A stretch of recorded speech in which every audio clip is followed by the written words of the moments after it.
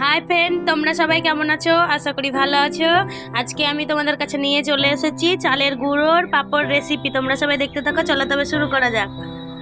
প্রথমে আমি শুকনো লঙ্কা, গোটা জিরে নিয়ে নিয়েছি,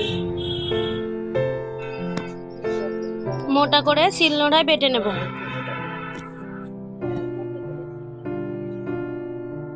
বাটা হয়ে গেছে, এরপর তুলে নেব। আমি এখানে 1 বাটি চালের গুঁড়ো নিয়েছি।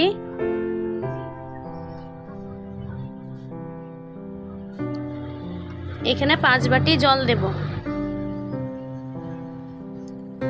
আমি এমনি ঠান্ডা জলই দিয়েছি। এরপর হাত দিয়ে গুলিয়ে নেব। এই পাঁপড় তৈরি করার জন্য বেশি পরিমাণে জল লাগে। আমি কড়াইয়ে জল গরম করতে দিয়েছি। দেখো, এবার গুলানো জল দিয়ে দেব চালের গুঁড়ো। ঘন ঘন নাড়াচাড়া করতে হবে, না হলে তলাতে জমে যেতে পারে। দেখো, এরকম ভাবে নাড়াচাড়া করবে, এরকম হয়ে আসবে যখন, এরপর লবণ দেবে।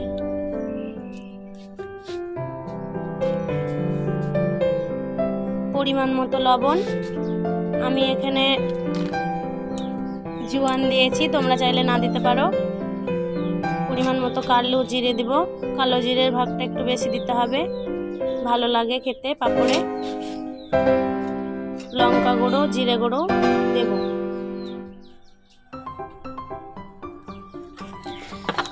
এরপর কেটে রাখা ধনেপাতা দেব।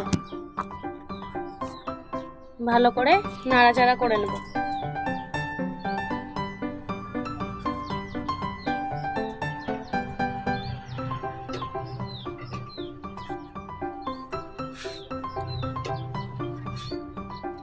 দেখো, আমার হয়ে এসছে। এরপর নামিয়ে ঠান্ডা করে নেব।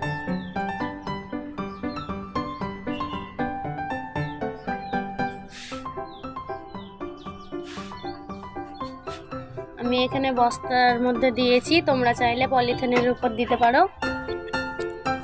এরকম ভাবে গোল গোল শেপ দিয়ে নেবে।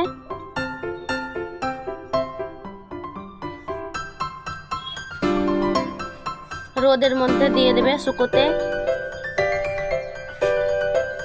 দেখো, আমার শুকিয়ে গেছে। এরপর উল্টে দেব। এই পাঁপড়টা খেতে খুবই ভালো, টেস্টি লাগে। তোমরা এরকম ভাবে সবাই তৈরি করে খাবে, আশা করি খুব ভালো লাগবে। দেখো, আমার পাঁপড়গুলো সব শুকিয়ে গেছে। এরপর কড়াইয়ে তেল দিয়ে ভেজে নেব। তোমরা এরকম ভাবে সবাই তৈরি করে খাবে, আশা করি খুব ভালো লাগবে। ভালো লাগলে অবশ্যই লাইক, কমেন্ট, শেয়ার করে সাবস্ক্রাইব করে আমার পাশে থাকবে আরও নিত্য নতুন ভিডিও পাওয়ার জন্য। দেখো, পাঁপড়গুলো কি সুন্দর ফুলে উঠেছে, ভাজা হয়ে গেছে। এরপর তুলে নেব। সবগুলো এরকম ভাবে ভেজে নেব।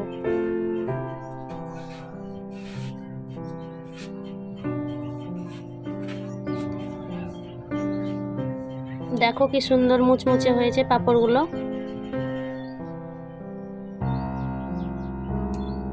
এরকম ভাবে তোমরা সবাই তৈরি করে খাবে।